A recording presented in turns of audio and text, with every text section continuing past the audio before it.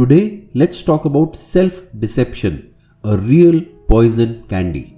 Are you addicted to this poison candy? Maybe. Do you sometimes take a bit of this poison, wrap it in sugar candy, put it in your tongue, and maybe enjoy that feeling? Then maybe you get into that habit every day, every minute. This is exactly how dangerous is this honey trap of self-deception. It may start with small lies you tell yourself to feel comfortable in some context. It may have been used to boost oneself at a moment, but has it become your habit day in, day out?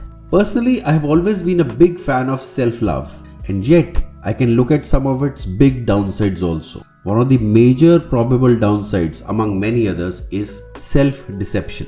Let's understand a little bit more about it. The comfort built with self-lies can possibly protect you from some harsh realities that you avoid facing, but it may eventually completely disconnect you from reality.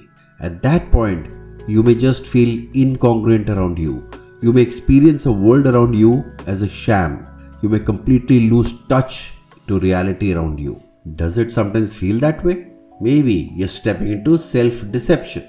Well, it's time to look deeper, seriously into this issue and ask ourselves, are we deceiving ourselves sometimes? Let us look at various poison candies that we may be addicted to.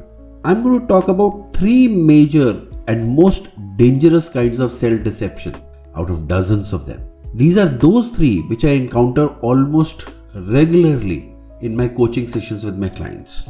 The first one is called reality denial. This is not happening. One can keep telling oneself that something is or cannot be happening to me or to us. It may work as a short-term strategy to stay afloat, but may eventually drown you. Faith, a wonderful tool to stay afloat, can get quite addictive. When you start finding all your solutions in faith, well, there's nothing more than a denial of reality. People have argued heavily to upload faith in anything, and then once they get hit with reality, all I hear them is saying, this is not happening to me. If all your tools of faith are getting mixed up with reality, you may be living in a comfortable danger zone. So this is what is called reality denial. Let's talk about the second kind of poison candy of self-deception. It's called self-handicapping.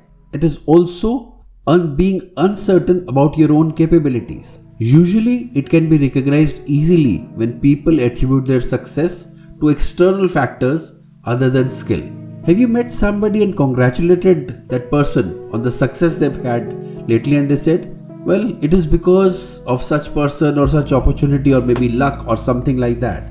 It may look like a sign of modesty at that point of time, but when you look deep inside, it is about that they're uncertain about their own capabilities, of their own skills. Please do not mistake it as a sign of humbleness there. Let us understand, some people can be highly underconfident even when skilled. This leads to too much of an external dependence or dependence on maybe things called luck, and then leading to major disappointments in life. And I find people saying that I have been so skilled and yet I failed. Well, you know what it is. Let's talk about the third and another very important kind of self-deception. I would call it cherry picking. Picking data to support your own beliefs. One can have tendency to pick data from everywhere to support own beliefs. One can pick collection of data, highlight it, organize it, and keep validating their current beliefs and reject any contradictions that reality may be presenting. When this starts building itself, then it can easily turn into extremism and fanatism. There can be many more ways one can continue to lie to self. Are we being aware that when this is comfortable tool, it becomes our honey trap? I may have stirred something in you, maybe a little bit. Believe me, this is important. With time, this seed will grow. Let me leave you with some self-diagnostic task. Step into courage. Ask yourself, what small self-comforting lies within me are turning addictive now? What is the poison candy I might be getting addicted to? Am I ready to reduce them a little? Maybe bit by bit? Think. Come out of this self-deception. Step out. Shake hands with reality. This is your coach Ashish Sehgal, See you soon.